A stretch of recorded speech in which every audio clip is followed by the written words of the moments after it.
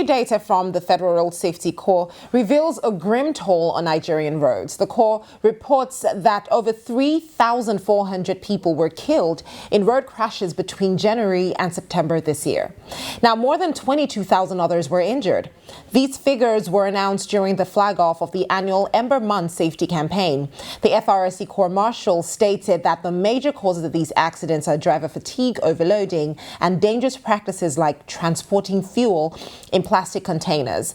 Now, in a separate report from Niger State, officials confirmed that nearly 700 lives were lost in road crashes there since last year. Now, the FRSC is now deploying personnel and running awareness campaigns nationwide, urging drivers to take responsibility for their safety to prevent further tragedies. Well, joining us now is Arise News analyst Dayo Sobowale for analysis on how to make Nigerian roads and motorists safer. Welcome to Newsday. Welcome. Now, with regards to thank you so much. With regards to what he said about how drivers can take control of their own safety, the question is, can drivers really do anything about their own safety, considering that one of the major issues when it comes to these accidents is the fact that the roads are just inherently bad. We're talking about construction in several parts of Nigeria, specifically within Lagos and Abuja, but there are places specifically in the east, for instance, that need it's a state of emergency when it comes to the roads, and there seems to be no attention there whatsoever. So how do we talk about drivers taking control if the control is not within their hands? Yeah, the control should be within their hands. But you saw that excuse given by FRS, driver fatigue. That could be part of it.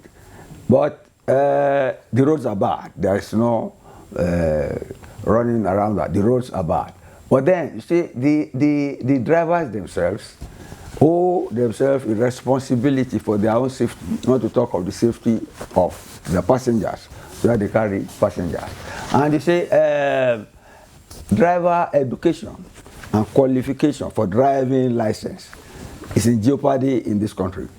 Most people who drive, especially rural urban transportation and intercity transportation to highly populated urban areas, you see that people avoid detection by FRS or vehicle inspector officers because they don't have the qualification, the documents to drive what they are driving.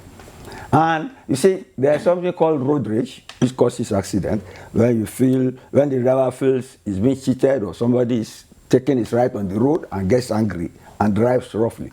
But then there is security or panic rage too, of people trying to avert routes where they think these vehicle inspectors are, where police are, and in the process, if they suspect detection, they speed outrageously. So it is in the hands of the driver, first and foremost, to know what is right and to do it.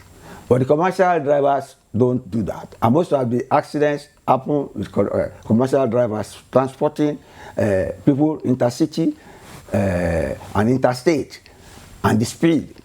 And greed too comes in. They want the turnover, a turnover that is maximal. And you know the economic situation in the country. Yes, people want to make ends meet by all means. But I could remember a time when during the colonial times, when public safety was the priority, public safety in terms of mass transportation.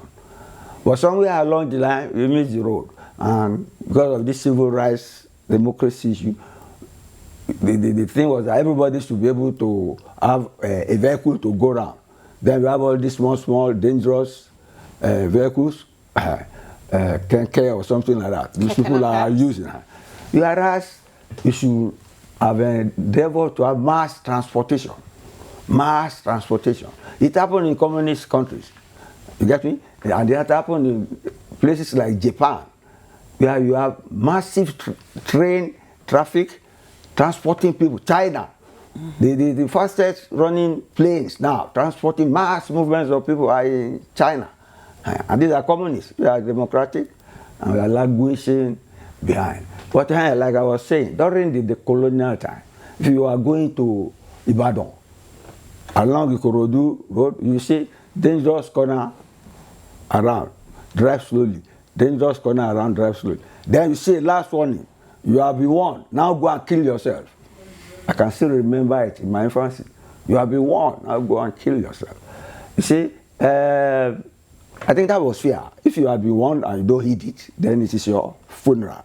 But then, the drivers should owe responsibility for the vehicle they drive, for the way and manner they drive it, for the way and manner they observe traffic rules, for the way and manner they cross lanes, or the way and manner they give chance to other vehicles to fly along with them. Let's leave it at that for now. Also, Mr. Sobowale, it's great that you delved into behavioral patterns that we see with drivers. Right. Now, let's look at some numbers for instance at the moment. When it came to crashes in 2024, we saw 9,570 crashes for the full year. And now it's just been 2025, 9 months, and we've seen the figure, which is 6,858. In terms of fatalities, we saw 5,421 deaths for 2024. Now it's been 3,433 for 9 months so far.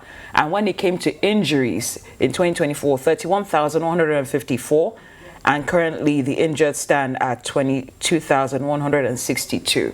It's declining. It looks like it is, but it was a full year, but we're only about 9 months in terms of statistics. Okay. Now, the concern is that the trajectory is getting quite close to probably exceeding what we'll see in 2024 when we look at the full year. Based on what you talked about driver behavior, is it time for us to see a shift in how licenses are issued or a huge shift in enforcement procedures? Yes, both. Okay. Both. You see, enforcement is key. But in our own case, over enforcement. You get me? If you enforce so much that people are afraid to drive, you get me? And yes, it's all right to enforce for road safety purposes. But you see, to get the vehicular particulars to qualify to drive can be strenuous. Yes. Yeah. And very expensive at times. Very true. People pay through their nose to get it. And that's why responsibility comes in. That I've paid for it. It's my license to do whatever I like on the road. And they don't want to be detected for it to be taken away. That's how they panic and they drive helter-skelter and you have accidents. But you see, it's an ongoing thing. And then again, you cannot really, you see the statistics, it is not, you are talking of human beings. You are talking of climatic factors, road factors, physical factors. You are talking of seasonal migration and all that. So many issues are involved when people move around in vehicles. But you see, let me make a slide that a solution is in the offing. I said the French and the Nigerian government, they are trying to do what they call Omi Eco, a project whereby, you know, Lagos is an island. Yes. But you look around the waterways, the high key. Whereas you can divert away people from the road and, like they said, slow down climatic emission and all that and make the environment. The French and the Nigerian government, they are trying to put about so many electric vehicles on the road to the interlands. So, you know Lagos and we have a broad coastline right up to Calabar. If they can utilize that, that will take some pressure. They say about 100,000 people will be taken off the road. That will take some pressure off the panic of drivers, avoiding compliance officers and the poor state of the roads, and even the hunger, basic poverty and hunger of drivers to make ends meet, which drives them to speeding anyhow and endangering the lives of people they carry. So it is our problem, and it is an ongoing problem. I'm not frightened by the statistics because Nigerians are not suicide cases. They cannot just go to the road to want to die. But the roads are bad, and we know government is doing its best. That's the work of Umayi now. That's the minister of. And I think he's doing well. I love that my own book. So it's an ongoing public safety problem. It is. So I love we that. should address it.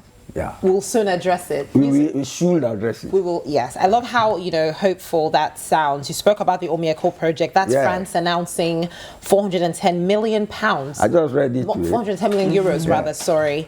I just wanted to explain what that is. It's a deal with Lagos State. But I wanted to talk about the fact that it's a deal with Lagos to enhance waterways transportation. Sure. Now, this deal with Lagos, we are talking about the safety of Nigeria in general. Do you not think that, as opposed to this being a Lagos conversation, everybody is in Lagos? No, everybody is not Literally, in Lagos. Lagos is the commercial capital. But everybody of Nigeria. is not in Lagos. Everybody. See, if I say that, if you are taking it statistically, I mean literally, everybody is in Lagos. Is the commercial center. Look at the migration. Why do you have this congestion we have in Lagos? Everybody, north south. So are you saying that other states don't have traffic? They have traffic, but not as heavy as that of Lagos. Go and find out. I just mention traffic is really bad. Mention the competitor. No way. No way.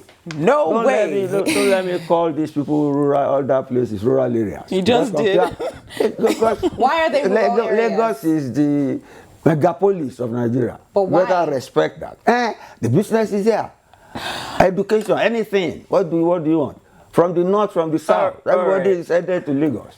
So if anything happens in Lagos, when Lagos sneezes, Nigeria catches cold commercially. Yes, better take that. We take that. Thank you so much. Fantastic. Let's just hope that eventually the entire Nigeria doesn't decide to move to Lagos.